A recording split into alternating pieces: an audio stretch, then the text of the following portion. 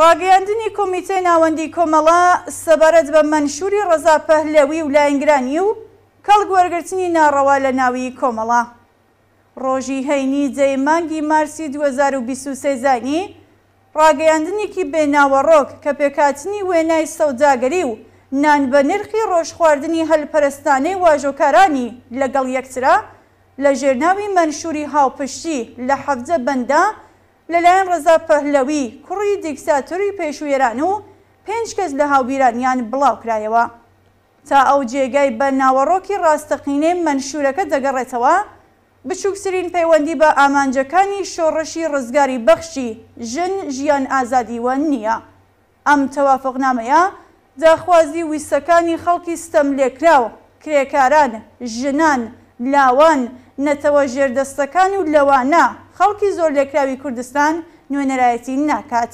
ئەم مەنشورە لەگەڵ سێکەڵبوونی سوپای پاسداران لەگەڵ ئەرتەشکە فریوکارانە لە ژێرناوی هەڵوەشانەوەی سوپادا ئاماژەی پێدەکرێت یەکێک لە کۆڵەکە سەرەکیەکانی ئستبداد و سەرکوت واتە ئەرتش دەپارێزێت و لە ئێستاوە ئەو هێزە سەرکوتگەرە وەک پشتیوان و پارێزەری نظامی جێسەرەنجی ئەو مەنشور نووسانە ڕێز لێدەگیرێت.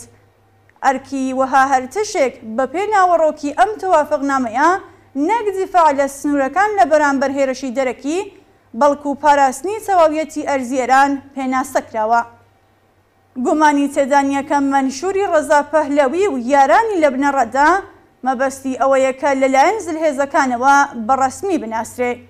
واژۆکارانی ئەم مەنشورە ئامانجی هاوبەشیان چوونە نێو ڕەوتی سات و سەودای پشپەردە بۆ پێکێنانی بەدیلی جێگرەوەی کۆماری ئیسلامی دیاری کردووە. ئامانجێکە وەک ڕاوێژ لەگەڵ دەوڵەتانی دیموکراتیک ناوی دەبن.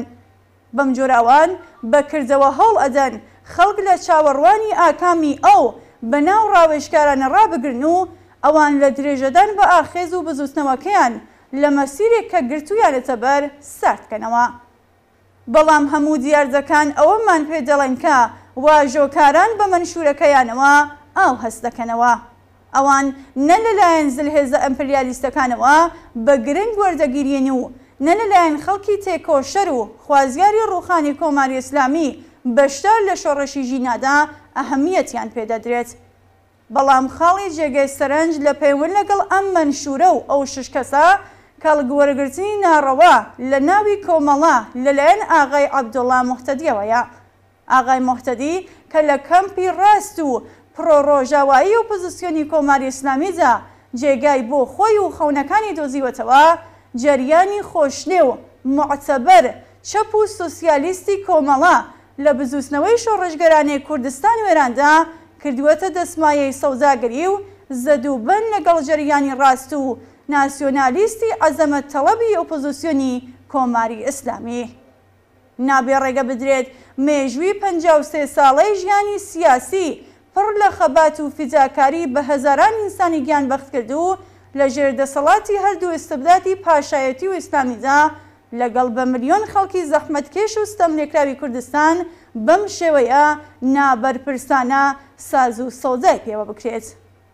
کۆمیتەی ناوەندی کۆمەڵە وێڕای ڕەتکردنەوەی ئوسولی مەنشوری ڕاگەیاندراو ڕای دەگەێنێت کە واژۆی ئاغای عەبدوڵڵا موحتەدی وەک دەبیرکولی حزبێک کە بە ناوی کۆمەڵەوە چالاکی دەکات لە پای ئەم مەنشورەدا هیچ پەیوەندیەکی نییە بە کۆمەڵە و سیاسەتە ناسراوەکانیەوە کە ئەو ماوەی 23 ساڵە لە مێژوو سونەتە شۆڕژگەرانە و پڕ لە شانازیەکانی دوور کەوتۆتەوە.